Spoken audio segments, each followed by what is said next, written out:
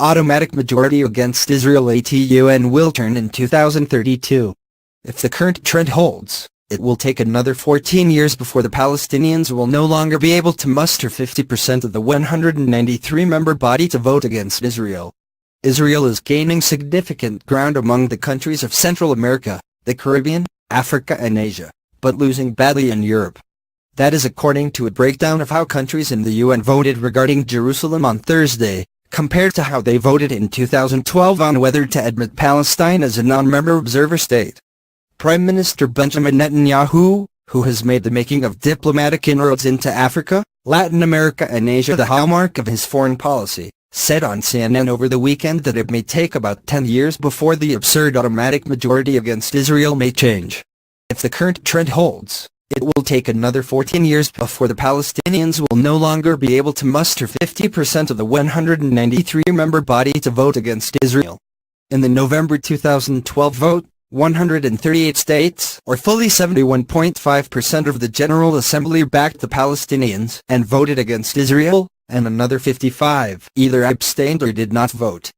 By comparison, on Thursday 128 countries, or 66.3% of the General Assembly, voted against Israel, a net gain this time of just over 5%.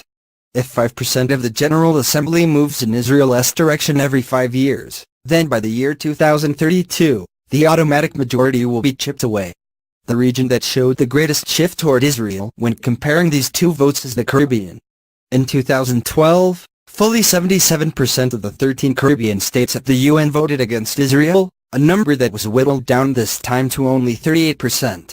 Most significantly, Jamaica and the Dominican Republic switched from voting against Israel to abstaining this time. Not far behind the Caribbean islands in percentage shift toward Israel was Central America. In 2012, 6 of the 8 Central American states, or 75%, voted against Israel. Last week, only 3 Belize, Costa Rica and Nicaragua did so.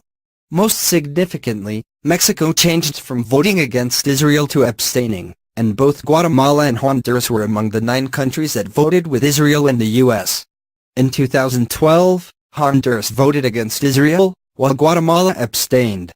Just weeks after the U.S. announced its embassy move, Guatemalan President Jimmy Morales announced that he had instructed his foreign ministry to follow suit and begin moving the embassy to Jerusalem.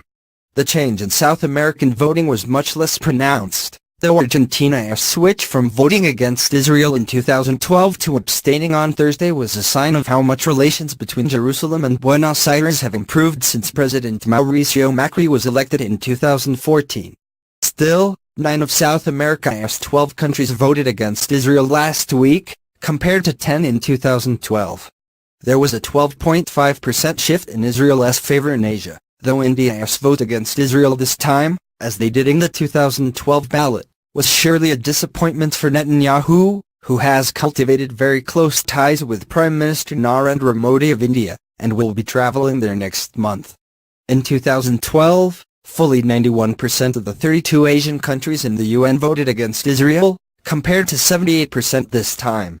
Among the countries that did not vote against Israel on the Jerusalem issue, but did so in 2012, were Bhutan, Georgia, the Philippines, Turkmenistan, Timor-Leste and Myanmar. A similar improvement was recorded in Africa, where Netanyahu has traveled 3 times in the last 18 months, and where he is trying to make significant inroads based on the interest there for Israeli expertise in water management, agriculture, technology and security. These efforts have paid off to a certain degree, but perhaps not as much as could have been expected. There was an 11% tilt toward Israel this time, with 68.5% of the 54 African countries voting against Israel, as opposed to some 79.5% in 2012. The 10 African countries that changed their votes in Israel's favor were Kenya, Zambia, Uganda, the Democratic Republic of Congo, Sierra Leone, São Tomé and Príncipe, Lesotho, Benin, South Sudan and the Central African Republic. One African country, Togo, actually voted for Israel. 4 African countries, however, moved in the other direction from not supporting the anti-Israel measure in 2012, to doing so this time: Madagascar, Cape Verde, Côte d'Ivoire and Liberia. Liberia was a disappointment, inasmuch as Netanyahu traveled there earlier this year.